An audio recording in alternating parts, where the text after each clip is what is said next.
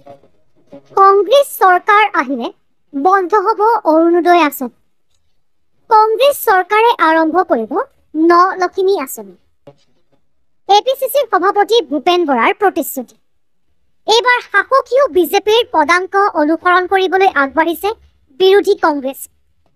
দল যিয়েই নহওক কিয় এতিয়া সকলোৰে চকু মাথো হিতাধিকাৰীৰ ওপৰত।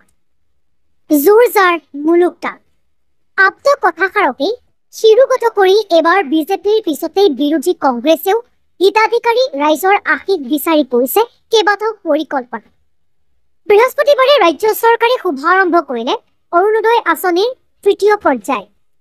দিছপুৰৰ লোকসেৱা ভৱনত মুখ্যমন্ত্ৰী হিমন্ত বিশ্ব শৰ্মাই অৰুণোদয় 3.0 শুভাৰম্ভ কৰাৰ সময়তে বিজেপি চৰকাৰক প্ৰত্যাহ্বান জনাই প্ৰদেশ কংগ্ৰেছৰ সভাপতি ভূপেন বৰাৰ প্ৰতিশ্ৰুতি। 2026ত অসমত গঠন হ'ব কংগ্ৰেছ চৰকাৰ। তেতিয়াৰে পৰা প্ৰতি মাহৰ 9 তাৰিখে 3,000 টকাকৈ লাভ কৰিব প্ৰতিগৰাকী মহিলাই। চৰকাৰ হ'লে অৰুণোদয় আঁচনি বন্ধ কৰি নলখিমী আঁচনি আৰম্ভ কৰিব কংগ্ৰেছে। অৰুণোদয় কৰাৰ কাৰণে আমি বেয়া পোৱা নাই। অৰুণোদয় দি পেলাই আমাৰ ৰাজ্য নচলে। আৰু আমাৰ চৰকাৰ যেতিয়া 2026 চনত আহিব, আমি অৰুণোদয় বন্ধ কৰি আমি নলখিমী আঁচনি প্ৰৱৰ্তন কৰিম।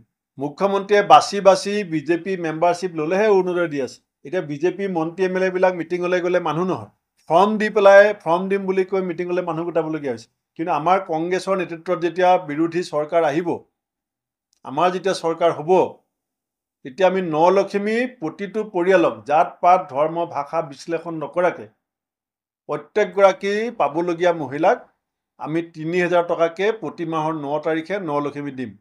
হয়, বিজেপি চৰকাৰৰ মাহে 1250 টকাৰ পৰিৱৰ্তে কংগ্ৰেছ চৰকাৰত মাহে 3,000 টকা দিয়াৰ প্ৰতিশ্ৰুতি। ইফালে ভূপেন বৰাৰ এই ঘোষণাক প্ৰত্যক্ষ কৰি মন্ত্ৰী পীযুষ হাজৰিকাই ক'লে কংগ্ৰেছে সপোনতহে অৰুণোদয় আঁচনি বন্ধ কৰিব পাৰিব।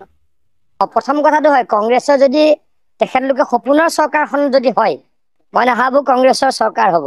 তেখেতলোকৰ সপোনৰ চৰকাৰখনততো ডেফিনেটলি অৰুণোদয় বন্ধ কৰিব, বেলেগটো কৰিব নোৱাৰে। গতিকে তেখেতলোকে সপোনত চৰকাৰ বনাব, আমি পুনৰ দিঠকত চৰকাৰ বনাম। মুঠৰ ওপৰত নিৰ্বাচনৰ সময়ত অৰুণোদয়ৰ দৰে বিলাসী আঁচনিৰে বিজেপি দলে যিদৰে ৰাজ্যৰ মহিলা ভোটাৰৰ আস্থা জয় কৰিবলৈ প্ৰচেষ্টা চলাইছিল, ঠিক একে পথেৰে বাট বুলাই বিজেপিতকৈ এখোজ আগত থকাৰ পৰিকল্পনা এতিয়া কংগ্ৰেছৰ।